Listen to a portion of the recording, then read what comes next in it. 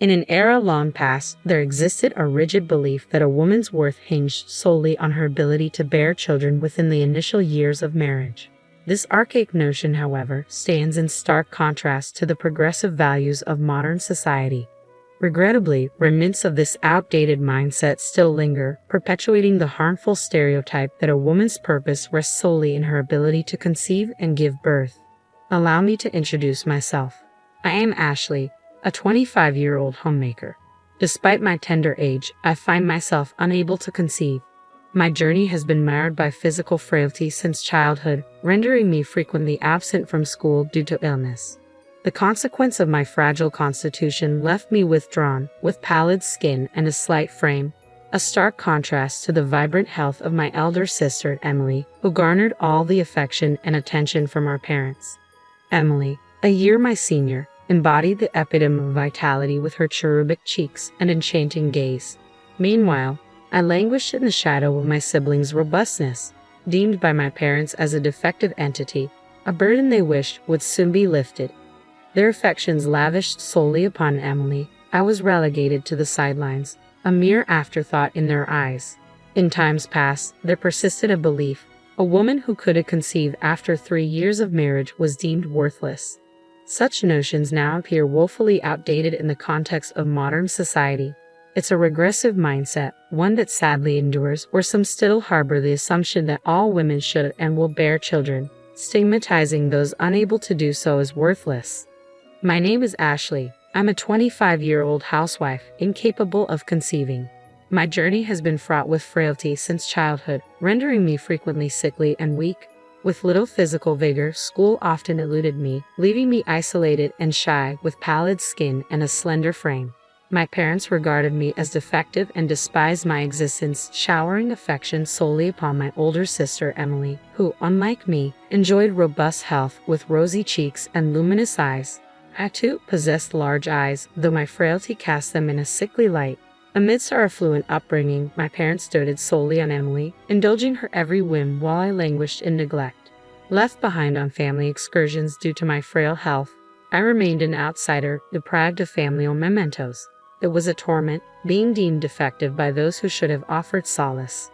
With no friends to confide in, loneliness became my constant companion. Upon reaching adulthood, my parents swiftly arranged my marriage to Kevin, who received a sizable sum in exchange for caring for a weak, infertile spouse like me. Kevin, ensnared in financial woes, wed me for financial gain. As a full-time housewife, I'd often pondered his true intentions, for he returned home late and inebriated, showing no semblance of affection. You should count yourself fortunate, they remind me, echoing my parents' sentiments of worthlessness due to infertility. Yet, despite years of marriage, the prospect of pregnancy remained elusive, a poignant reminder of my perceived inadequacy.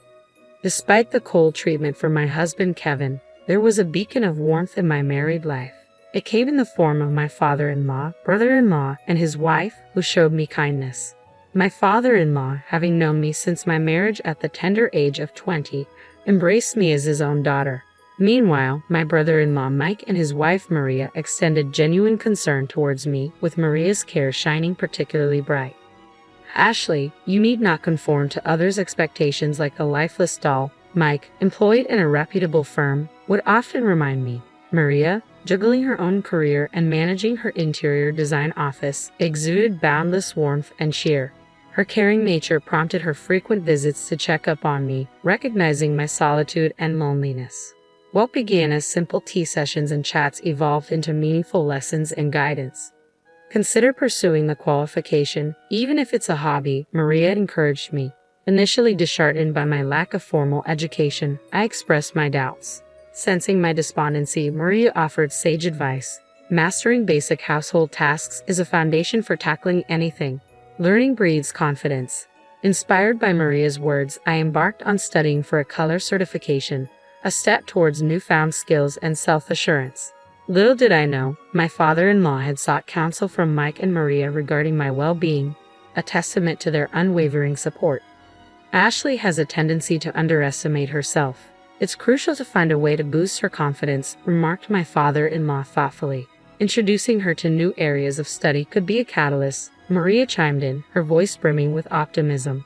Mike and my father-in-law readily embraced her suggestion. Though my parents had often deemed me weak and slow-witted, I discovered a newfound joy in learning. With each certification exam I conquered during my spare moments, a glimmer of confidence illuminated my spirit. Passing those tests brought me immense joy, shattering the belief that I was incapable of achieving anything. Eager to delve deeper into my studies and reach greater heights, I shared my aspirations with Kevin, only to be met with derision. "Must be nice to indulge in useless studying." Kevin's dismissive words no longer pierced me with their usual sting. Instead, they ignited a flame of anger within me, unleashing years of suppressed emotions. "Is that the sentiment one expresses when living off his wife's family's wealth?"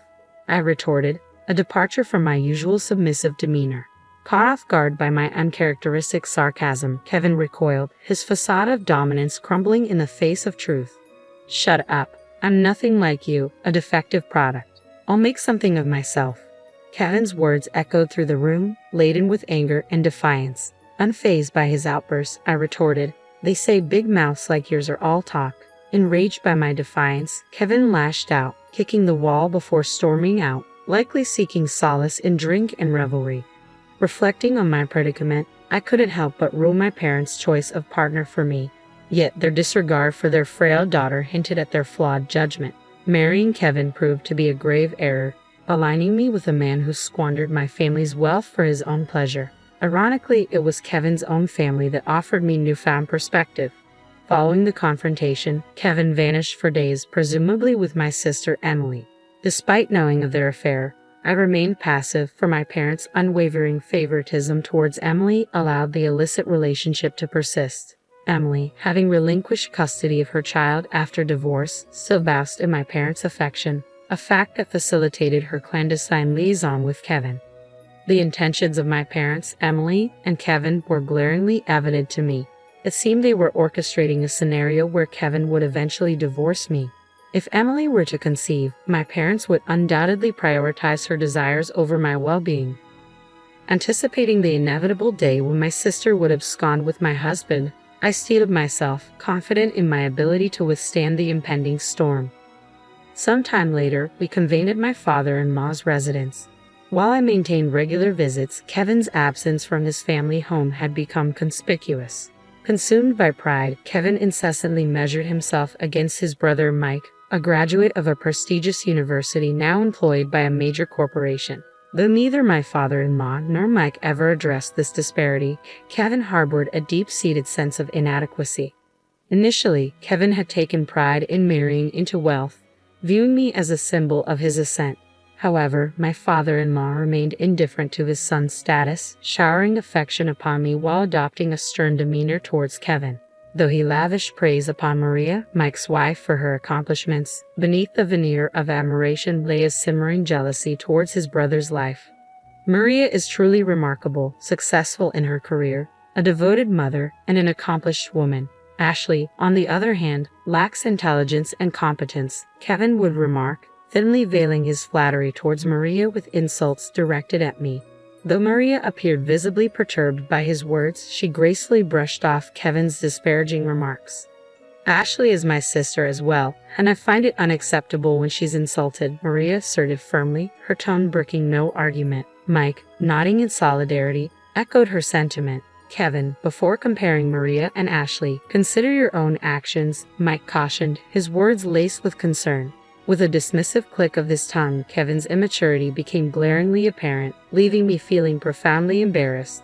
My father-in-law, his gaze clouded with bitterness, had always treated his sons equally. Yet their disparate paths had left him disheartened. Though he had confided his frustrations to me in the past, today he found his voice, reproaching Kevin sternly. "Have you no shame, Kevin, relying on Ashley's family wealth while shirking your responsibilities? Ashley is a devoted wife. If you're to be a husband, you must learn to support yourself. It's a simple concept," he admonished, his words tinged with disappointment. Flushed with anger, Kevin retorted defensively, "Dad, Ashley was useless, a burden. I'm merely returning the favor." Mike, speaking on behalf of his father, delivered a cutting blow. "Kevin, as your brother, I'm compelled to tell you, your mindset is toxic."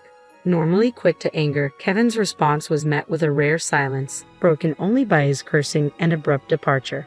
As I moved to intervene, my father-in-law held me back with a heavy sigh. "I'm sorry, Ashley. I had hoped marriage would instill in him a sense of responsibility, but it seems that's not the case." With weary shoulders, Mike and Maria slumped beside my father-in-law, mirroring his heavy sigh.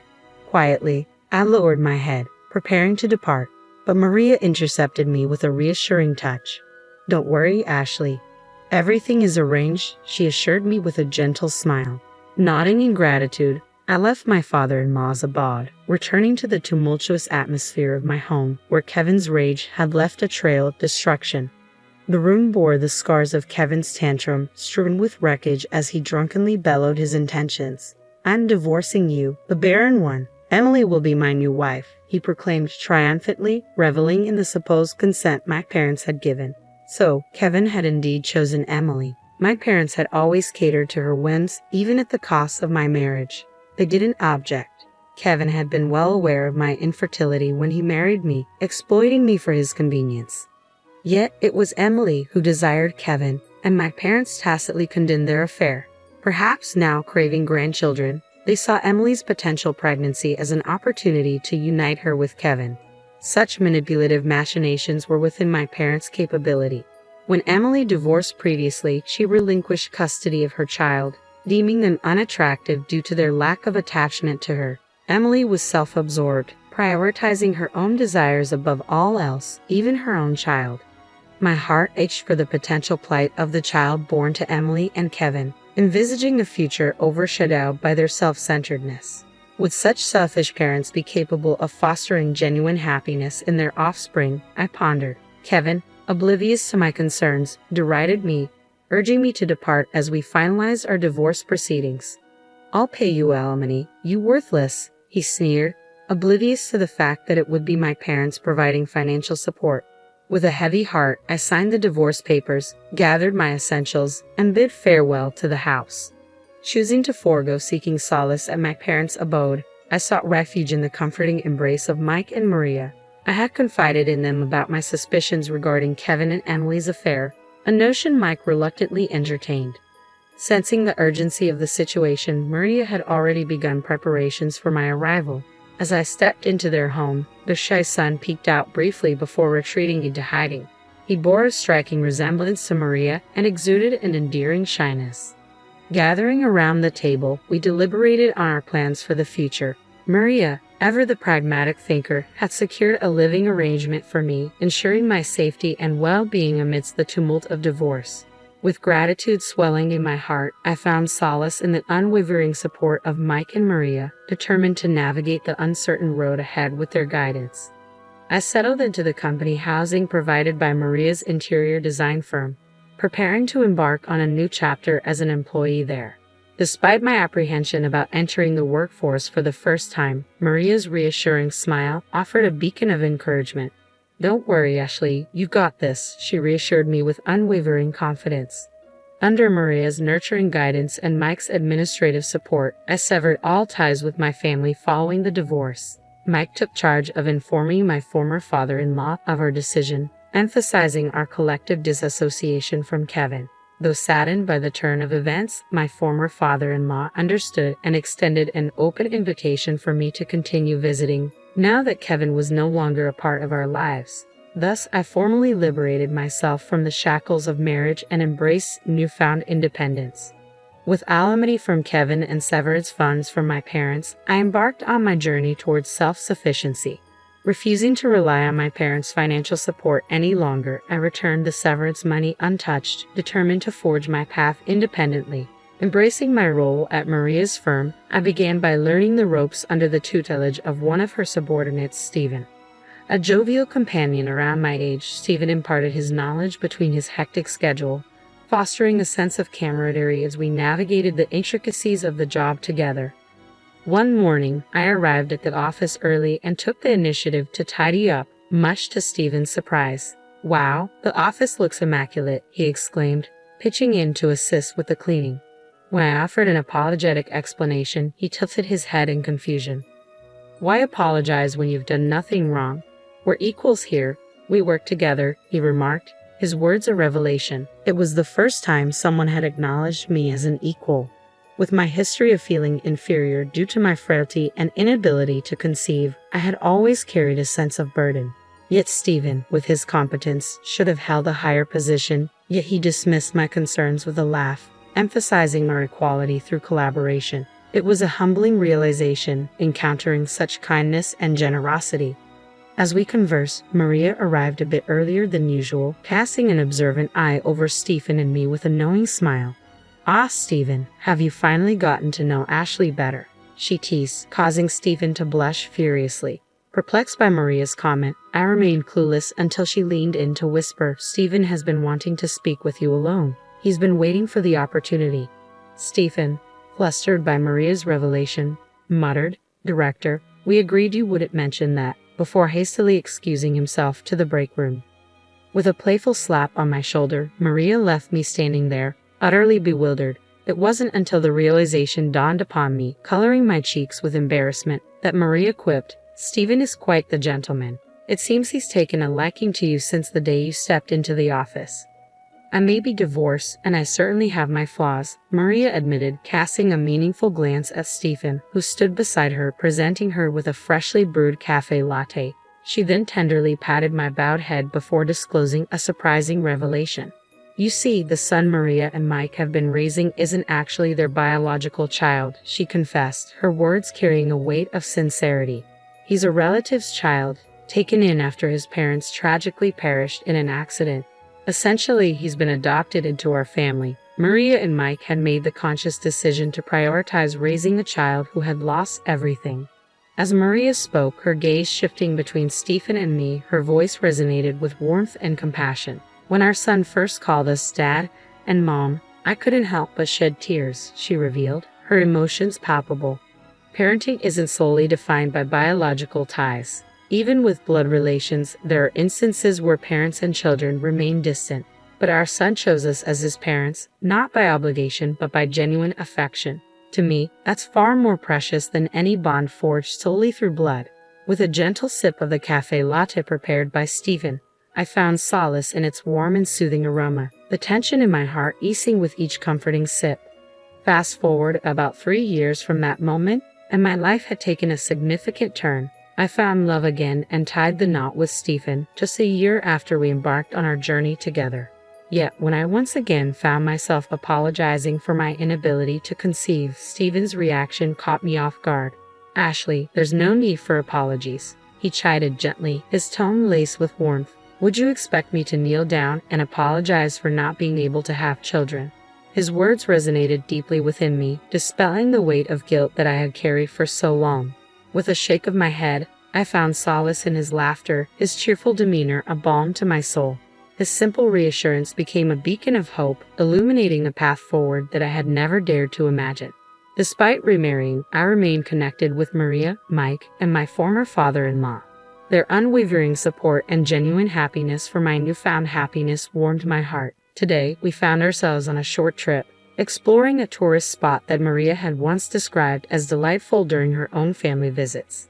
As I sat in a chair, patiently awaiting Stephen's return from the restroom, I savored a moment of tranquility at a nearby tea shop, grateful for the love and companionship that now graced my life.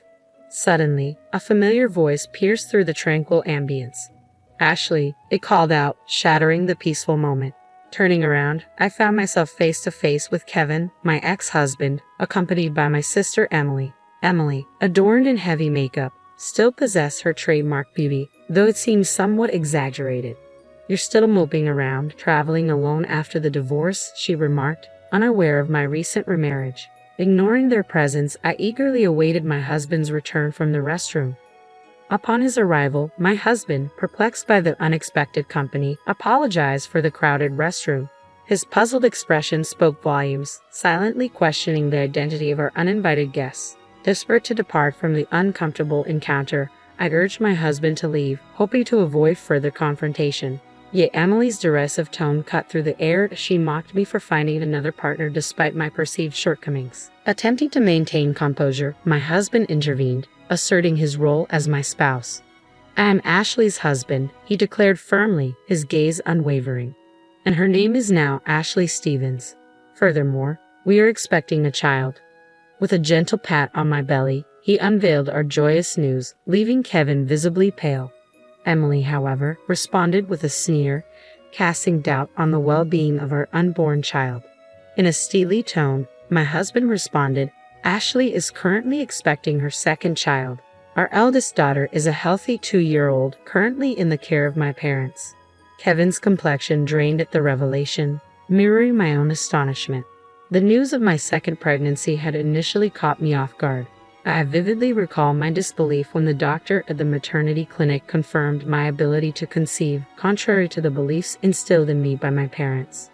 My parents had always led me to believe that I was unable to bear children, a notion I had unquestioningly accepted. Yet it turned out that my body was perfectly capable of conception. When I shared the news with my husband, he was elated.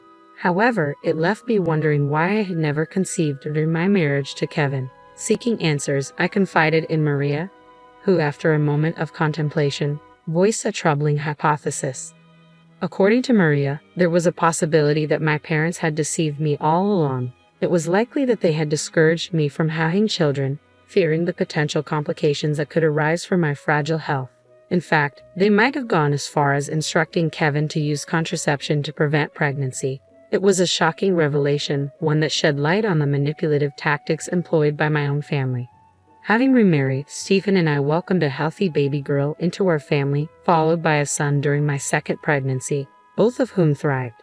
Yet, despite the joy of motherhood, I couldn't shake off the lingering burden of guilt stemming from my parents' deceitful machinations. As Stephen and I prepared to depart, Emily's cruel words pierced through the air, her smirk laden with malice. Had terminated Kevin's pregnancy.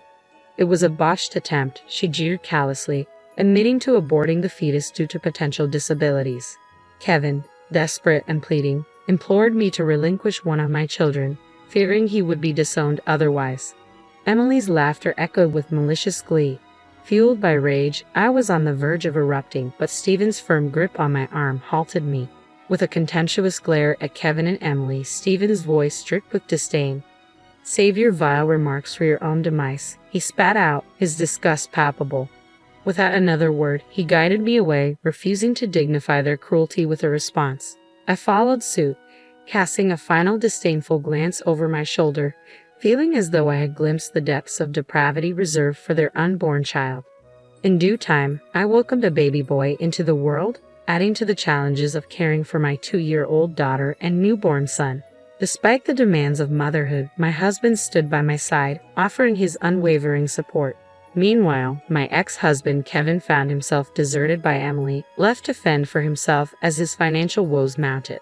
Rejected by my former father-in-law and brother-in-law when he sought assistance, Kevin's predicament left them dumbfounded. As for my selfish parents and sister Emily, their actions eventually led to their downfall.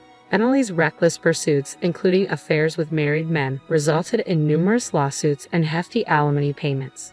Gradually, her fortune dwindled, and her reputation crumbled.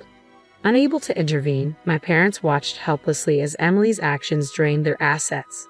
To compound matters, Emily's ill-advised dealings with a dubious company left her ensnared in a web of debt, pursued by relentless creditors. My parents and Emily have fallen on hard times, but their plight no longer weighs on me. They are mere blood ties, estranged from my true family, my loving husband and our 2 precious children. Their well-being is my sole concern now. As I tended to our son's needs, my husband delighted in play with our daughter, their laughter filling our home. Observing their joyous interaction, a wave of gratitude washed over me. Caught up in the moment, I found myself smiling uncontrollably. My husband, noticing my expression, inquired, "What's on your mind, Ashley?" "I'm just overwhelmed with happiness to be with you, Stephen," I confessed. With a playful grin, he teased, "Well, you're Mrs. Stephen too." His light-hearted remark elicited laughter from all of us, filling our hearts with warmth and contentment.